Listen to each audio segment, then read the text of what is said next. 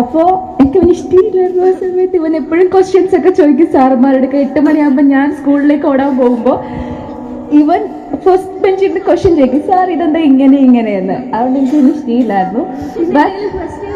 ഐശ്വര്യോട് ചോദിച്ചോ? ഇല്ല, എന്നോട് ചോദിച്ചില്ല, അപ്പോഴൊന്നും ചോദിച്ചില്ല. ഞാൻ നഴ്സിംഗ് 3rd ഇയർ പഠിക്കുമ്പോഴാണ് എന്നോട് പിന്നെ ക്വസ്റ്റ്യൻ ചോദിച്ചത്. ആ ക്വസ്റ്റ്യൻ എന്താന്ന് നമുക്ക് അറിയണ്ടേ? അറിയണമെങ്കിൽ ഒരു കൈയ്യടി കൊടുത്തേ. എന്താണ് ഞങ്ങളോടായിട്ട് ഷെയർ ചെയ്തേ? അല്ല, സുഖാണോ എന്ന് ചോദിച്ചു, ഫേസ്ബുക്കിൽ മെസ്സേജ് അയച്ചിട്ട്. വേറൊന്നും ചോദിച്ചില്ല, അതാണ് എന്തൊക്കെ ചോദിച്ചത്.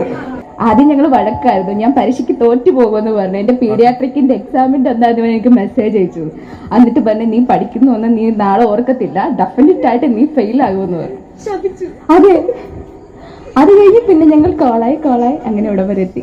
ഭാവിയിൽ എന്റെ കൂടെ അല്ലെ ഉണ്ടാകേണ്ട ആളാണ്, അങ്ങനെ എന്തെങ്കിലും തോന്നിയായിരുന്നോ? ശരിക്കും പറഞ്ഞ ഞാൻ ഇതുവരെ ആരോടും പറയാത്തൊരു രഹസ്യമുണ്ട്. ഇനി ഞാനത് മറച്ചു വെക്കുന്നില്ല. പ്ലസ് ടു ഞാൻ കണ്ടതായിട്ട് ഒരു ഓർക്കാനുള്ളത്.